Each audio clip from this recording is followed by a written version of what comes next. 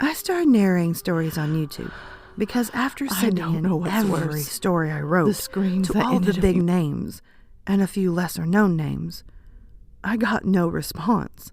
No thanks for sending, no your story sucks, nothing. I won't mention who they are, but most of you should know who I'm talking about. Although, one big name did read a short story I wrote, which I'm very thankful for. It wasn't my best work. This went on for a while. After months of frustration, I finally realized it just wasn't going to happen.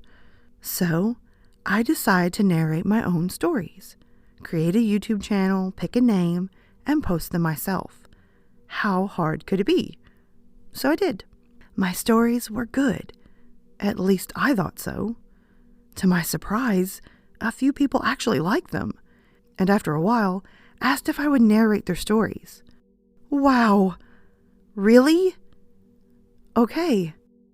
They would send them via email, which I gave them, and I would narrate their stories, and that started the ball rolling. I was talking to a coworker one day about narrating stories for fun, and they suggested I check out an app called Reddit and search short, scary stories, 2-sentence horror stories, and Creepypasta. They said they posted a few stories on there, and I thought it would be perfect for me. So I did. I created an account, I started my search. There I found all kinds of amazing stories. I contacted some of the authors through comments and personal messages, asking permission to read their stories. Most were cool with it, although I did get a few rejections and a lot of no responses. I just kept asking. Always ask for permission. I cannot stress that enough.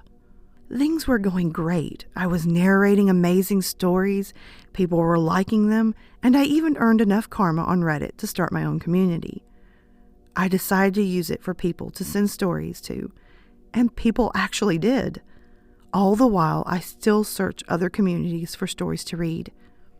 That was until I found that story. I should have known by their username that it wasn't a good idea. I'm not going to mention the name of it, because it still sends chills up and down my spine, just thinking about it. I'm shaking as I talk right now. It was about 1 a.m. Insomnia set in, per the usual, and I was sitting at my dining room table searching Reddit when I found that story, and it just blew me away. It had it all. Drama, suspense, emotion, everything I wanted in a story. I contacted the author through personal message, asking permission, except for some reason, I signed it using my real name, not my stage name. Big mistake. I realized what I did, but it was too late. I already sent it. Anyway, mere seconds went by and I received a reply. Yes, I've been waiting for this. Thinking they've been waiting for someone to read one of their stories, just like I did. I replied, thank you, and planned to go on with my night, until I received my own personal message from the author. Hi, my name's Susan. Wanna talk? I figured, what the heck? I'm not doing anything else. What could it hurt? So I sent back, sure. After about a 30-minute conversation, I found out, 1, the author was female. 2, we both like Stephen King. 3, we both love horror stories. And 4, we both live in the U.S., only a few states away from each other. I started getting tired. I let her know, and we ended the conversation, both saying goodnight. I was lying in bed, almost asleep, when I got a message from her saying, I'm glad to have someone like you to talk to. I miss that. I shrugged it off and went to sleep. A couple days went by. I came home from work and found a note on my door. It said, Hi, sorry I missed you. Love, Susan. What the actual F? Love? I only talked to this girl for like a half an hour.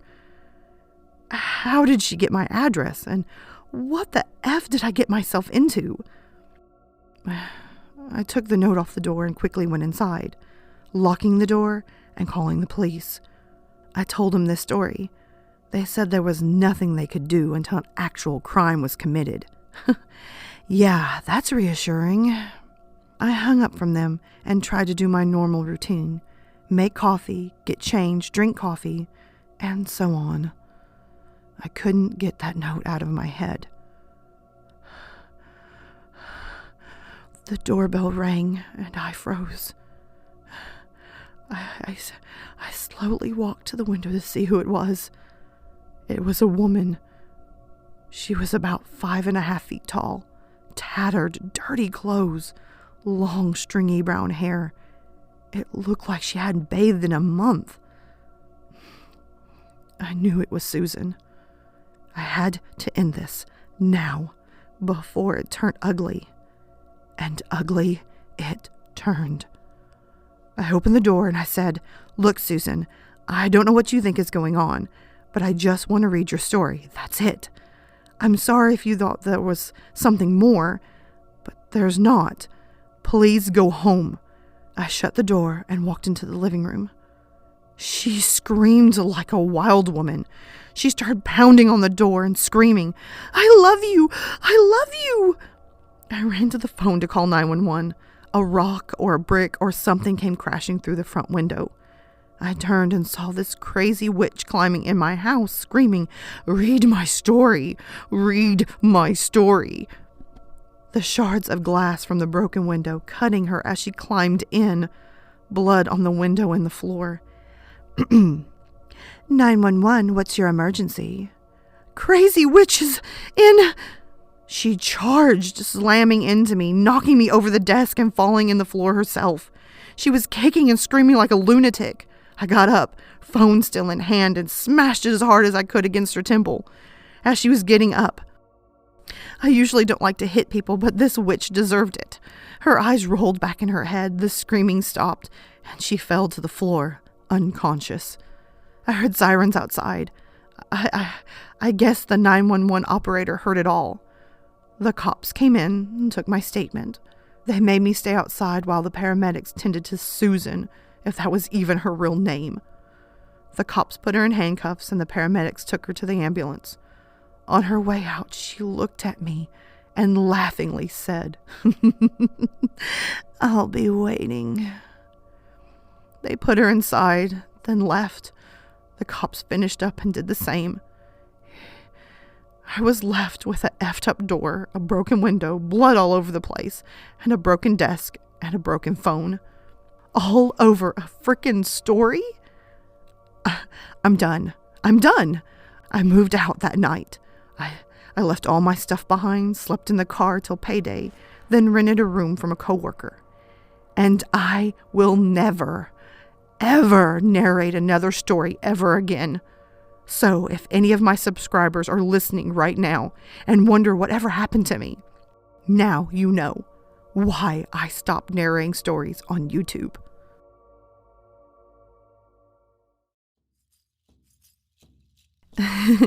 Hey guys, real quick disclaimer. This is just a creepypasta. This didn't actually happen to me, and I'm not quitting YouTube. I was kind of nervous that some of you guys would probably think, oh my goodness, she's been missing for a while due to a car accident and the flu and stomach virus and just a whole lot of crap. But I'm not done with YouTube. I'm planning on uploading at least once a week for right now, and then I'm going to start building up to twice a week and then 3 times a week. And there is a special surprise that I'm in negotiations with right now to start this summer. And hopefully by August or September, we'll start the ball rolling for it. I'm not going to give too much away, so you're just going to have to stay tuned every week. But I will give you one quick little hint. Starting in August, I will start finishing my videos with, "I'll see you in the next video." Wink, wink. All right, guys. Bye.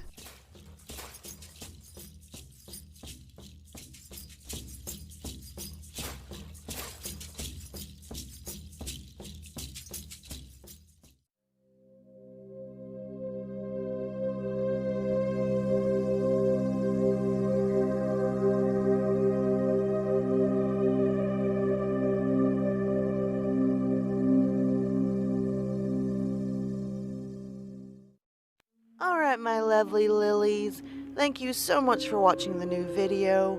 If you can, hit that subscribe and like button, comment below and tell me your thoughts. Also, don't forget to tap the little notification bell so you're always in the know on this channel. As well, guys, you can always find me on Twitter, Instagram, Snapchat, and always you can hit me up in my emails. Feel free to send me your stories, whether they're fiction or totally true. I'm always up for some great stories. And oh, by the way, until next time, sweet dreams.